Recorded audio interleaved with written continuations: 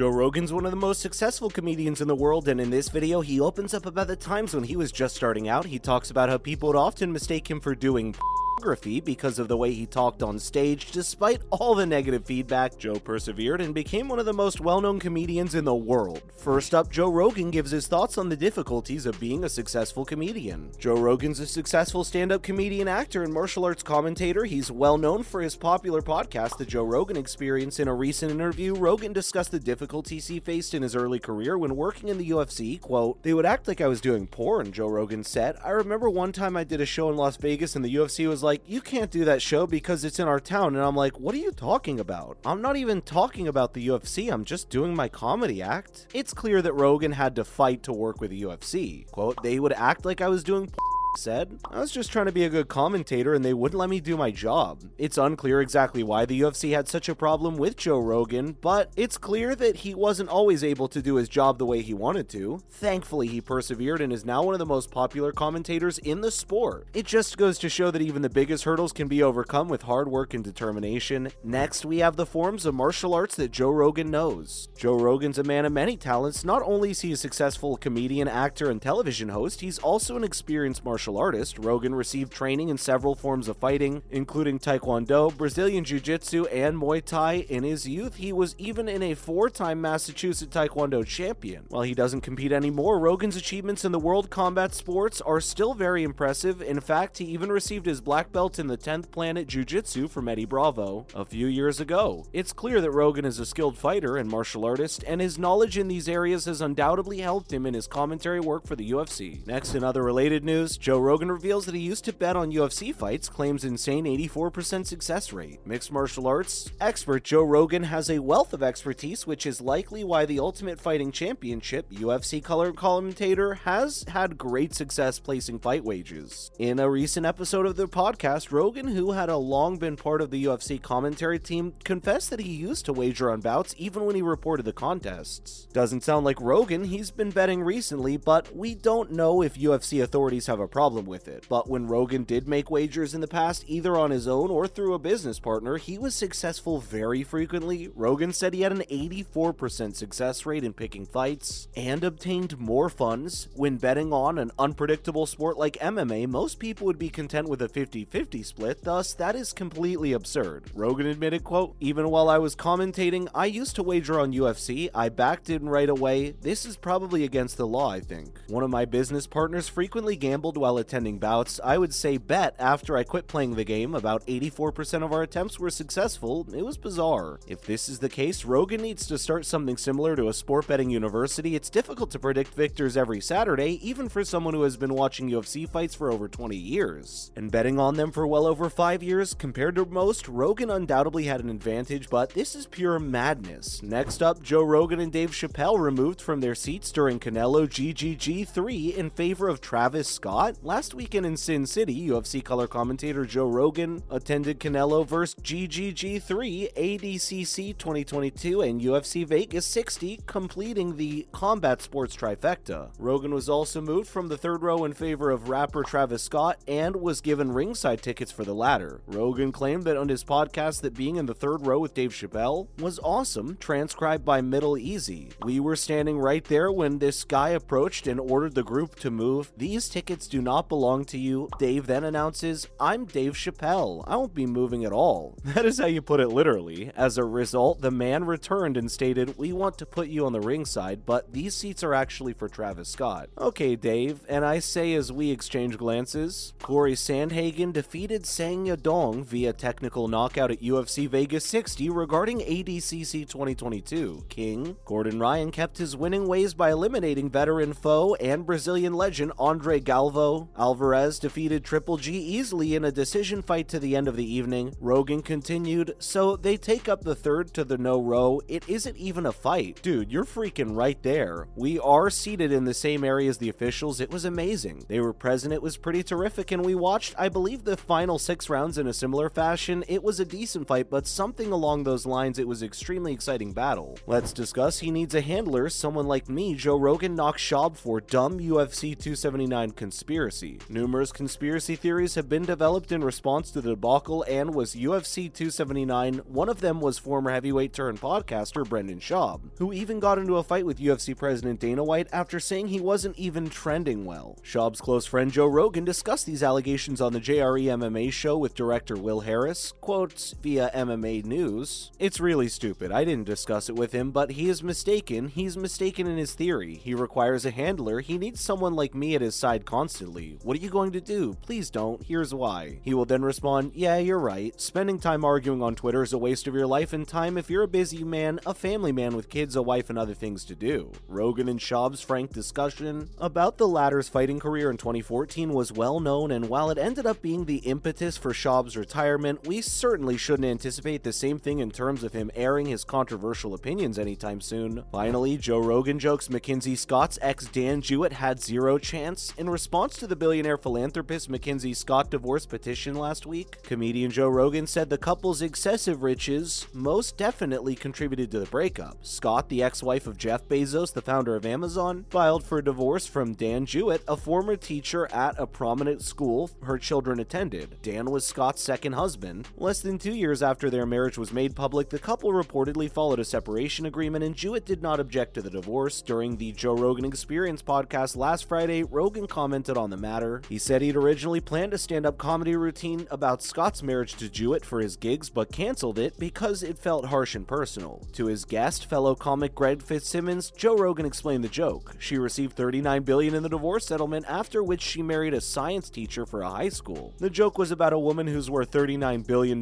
marrying a man who's worth $3,000, for example. That guy has nothing to say about the relationship. Rogan said that person doesn't get to choose any wall colors. Quote, "I find out because I'm not allowed to choose anything in my home, and my wife doesn't even have a job. She's that guy. He has no chance," remarked the podcast host. He uses his pronouns in Twitter bio, and that guy is neutered. He also likes white wine. He's a performance artist, that guy. He's acting, he said in jest. He's aware of her wealth. How long can you maintain your calm, I ask. 24 months as it happens. He struggled to maintain composure. If your wife's worth $39 billion, you can't possibly be yourself. Being oneself is too challenging. Forbes says Scott has $34.1 billion. Novelist and philanthropist, she's donated $12 billion in recent years. Rogan, who was joking afterward, praised Scott's charitable work. Quote, "She's committed to social justice and jail reform, and she's a beautiful soul." Rogan said she's a rich philanthropist. She's spending billions on affordable housing and cool stuff. Scott became one of the world's richest after earning 25% of Bezos' Amazon stock in 2019. Before her second divorce was revealed, Scott's Giving Pledge profile removed Jewett. Scott's Amazon author page and Medium postings about donations erased his identity. And that's it for now, my friends. If you enjoyed the video, please click the like button and subscribe to our channel so that you may see more videos just like this one. Also, let us know what you think by leaving a comment below. It's always great to have feedback from you. Thank you so much for watching. We'll see you in the next one.